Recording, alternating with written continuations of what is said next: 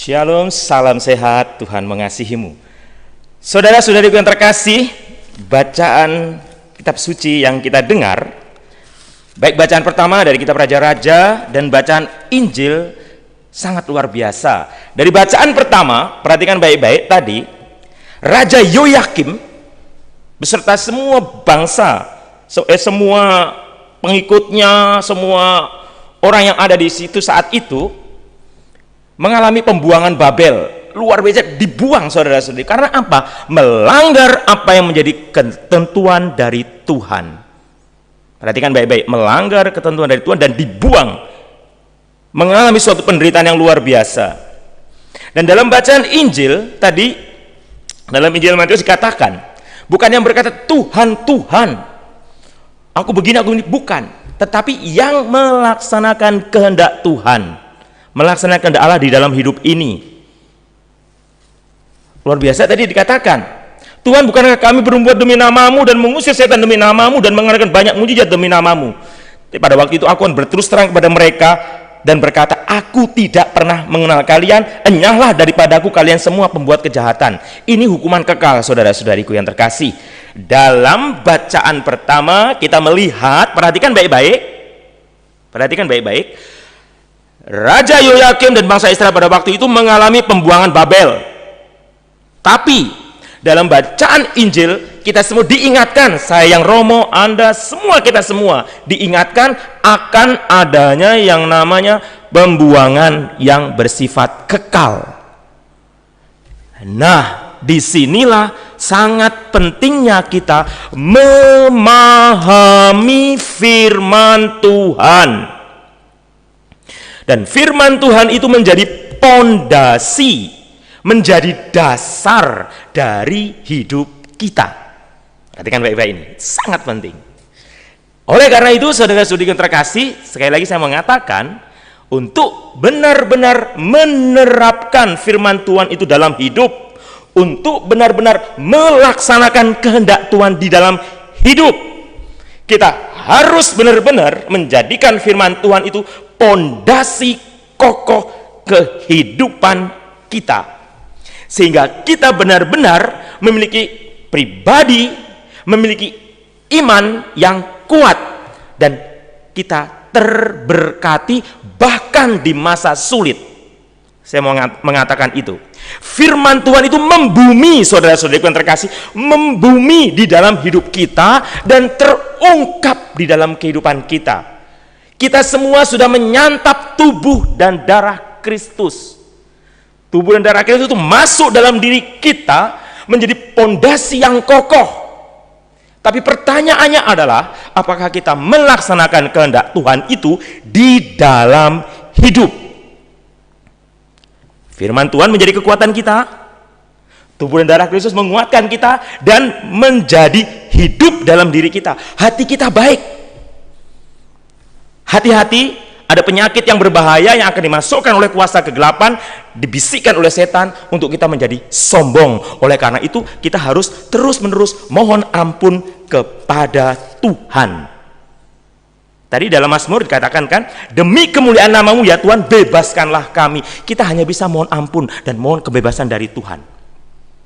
Dan biarkanlah istilahnya Tuhan menjadikan diri kita istana cintanya. Pondasi hidup iman kita, kalau kita percaya Tuhan menjadikan diri kita istana cintanya. Dengan apa? Dengan kita terus mohon ampun kepada Tuhan.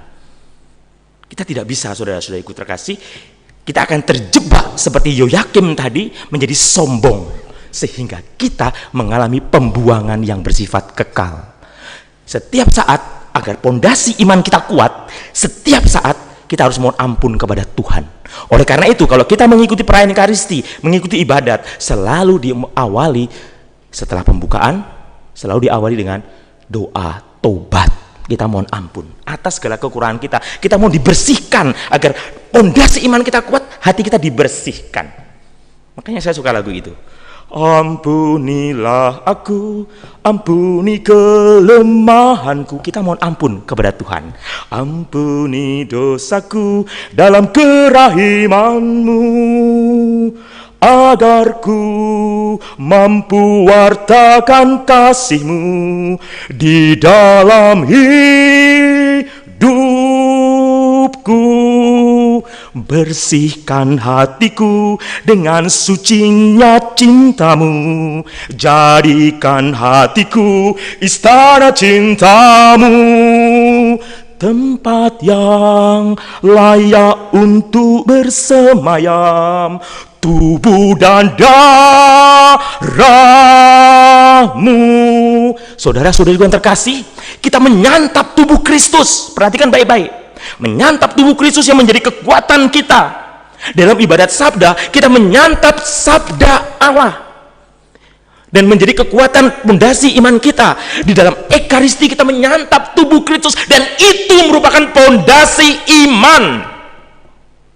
Untuk apa? Dalam lagu tadi, untuk mewartakan kasih-Mu dalam hidup, kasih Tuhan dalam hidup. Dan ini bukan teori, please, bukan teori. Praktekkan, saudara-saudaraku, sesulit apapun praktekkan. Tapi kuncinya adalah jangan sombong. Kuncinya adalah terus rendah hati untuk mengakui, Tuhan, aku berdosa, Tuhan kasihanilah aku. Bahkan mungkin sambil menangis, Tuhan kasihanilah aku. Biarkanlah firman Tuhan itu meresap dalam kerendahan hatimu. Dengan jiwa yang hancur menyerahkan diri kepada Tuhan, kekuatan kuasa gelap tidak bisa mempengaruhi Anda, saudara-saudara. Hanya kuasa ilahi yang akan meraja dalam diri seseorang yang merasa tidak mampu di hadapan Tuhan. Justru pada saat Anda menderita, justru pada saat Anda mengalami kesulitan, secara khusus di saat pandemi COVID-19 ini, kalau Anda mengalami musibah, saudaraku, Anda mengalami kesulitan, disitulah Anda berserah dan dengan rendah hati katakan, ampunilah aku, ampuni kelemahanku. Ampuni Tuhan kelemahanku, ampuni dosaku dalam kerahiman-Mu, dalam kerahiman Tuhan. Disitulah pada saat kita memasrahkan diri dalam kerahiman Tuhan, kuasa Tuhan bekerja dalam diri Anda sebagai romo, sebagai suster, sebagai apa. Kuasa Tuhan bekerja, saudara-saudara. Untuk apa? Untuk kita bisa mewartakan sadap Tuhan, agar ku mampu wartakan kasih-Mu di dalam hidupku.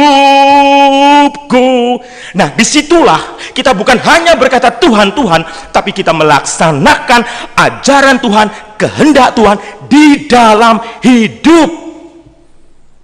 Disitulah kita masuk bilangan orang yang selamat, bukan dibuang dalam pembuangan kekal. Saudara-saudara yang terkasih, Raja Yoyakim dibuang dalam pembuangan Babel, mengalami penderitaan, harga dirinya sebagai raja hancur karena kesalahannya.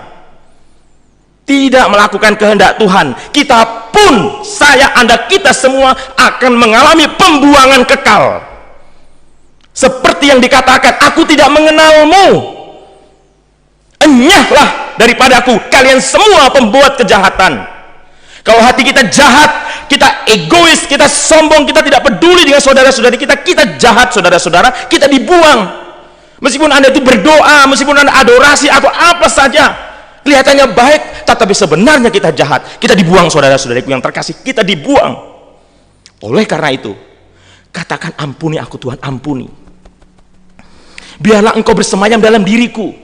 Kuserahkan hidupku Tuhan. Dengan segala kerapuhanku, dengan segala kelemahanku, dengan segala dosa-dosaku, aku serahkan Tuhan. Berkaryalah dalam diriku, agar aku layak untuk bersemayam menjadi istana cinta-Mu, tubuh dan darah-Mu. Perhatikan baik-baik, pada saat Romo mengangkat, inilah anak domba Allah yang menghapus dosa dunia, berbahagialah kita yang diundang ke perjamuan Tuhan. Ya Tuhan, saya tidak pantas. Tuhan datang pada saya, tapi bersabdalah saja maka saya akan sembuh. Saudara-saudari yang terkasih, inilah kata kuncinya. Kalau Anda melaksukan kehendak Tuhan di dalam hidup dan membiarkan Anda menjadi pantas menjadi bersemayamnya tubuh dan darah Kristus, Anda menjadi pantas menjadi istana cinta Tuhan, dan Anda mewartakan kasih Tuhan di dalam hidup, Anda menjadi Injil yang hidup. Dan disinilah saya katakan sekali lagi, Anda sudah melakukan kehendak Tuhan dan bukan hanya bilang Tuhan, Tuhan. Saya garis bawahi, Anda menjadi pelaku firman, Anda melakukan kehendak Tuhan dan bukan ngomong Tuhan. Bedakan ngomong Tuhan dengan melakukan kehendak Tuhan. Ini refleksi kita. Lakukan kehendak Tuhan, berbuatlah baik, dan bukan ngomong soal Tuhan.